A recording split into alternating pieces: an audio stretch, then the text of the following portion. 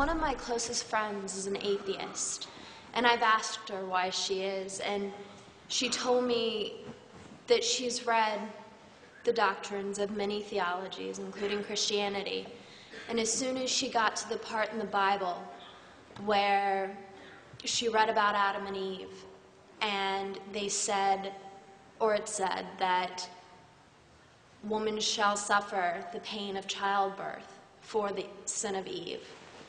She told me, I stopped reading because I refuse to believe in something that doesn't believe in me.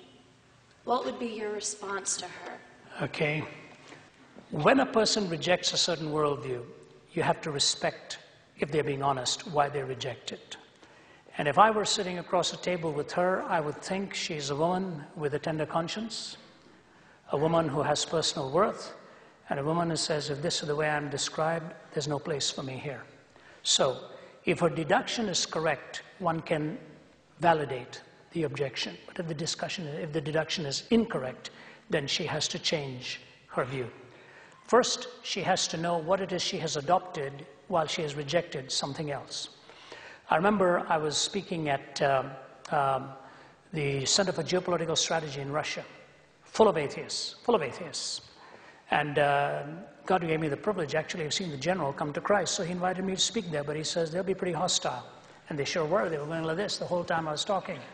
And at the Q&A time, one guy, the fellow kept going like this, shot his arm up in the air and stood up, and he said, you've been talking about God the whole time. He said, what on earth are you talking about? Well, the question logically to answer him was, are you an atheist? Yes. What is it you're denying? What is it you're denying? So when a woman or a man says they are denying the existence of God, what are they affirming in its place? She is actually affirming that this God or religion is not true. Atheism is. But if atheism is true, she has no value. If atheism is true, there's not even a point of reference for her worth. We are the product of primordial slime.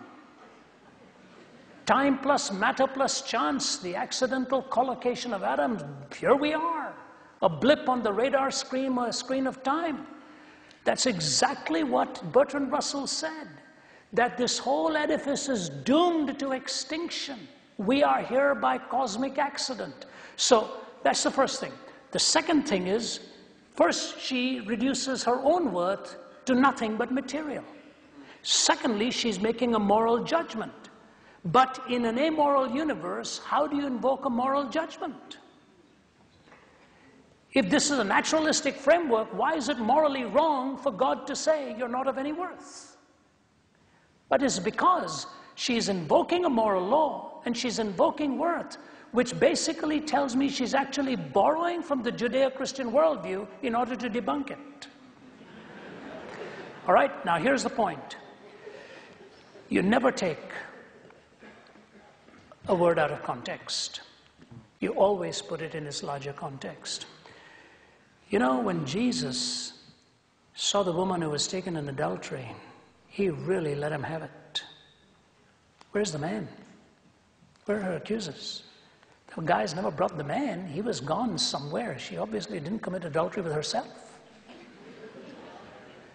You were living at a time in a culture then where this kind of thing happened so often. He writes some letters in the sand, and he says to her, neither do I condemn you. Go and sin no more. The woman with the alabaster ointment, in that culture, for her to have even touched him was audacious. And yet, the Pharisees sitting there said, if Jesus only knew who this woman was, he would not have had her to have any part in him. And he said to them, you know, guys, what she has done to me is going to be told all over the world where the gospel is preached. And he received her gift. When I was in Albania last year, they sat me down in the museum and brought the Greek translation of Chrysostom of the New Testament. And I looked at the passage where this woman with the alabaster ointment had poured it on Jesus. Her story is told where the gospel is all over the world. when he revealed himself in the resurrection, he went completely against the climate and the culture of the time. He revealed himself first to the women who had come to the tomb, whose testimony was not even valuable in court at that time.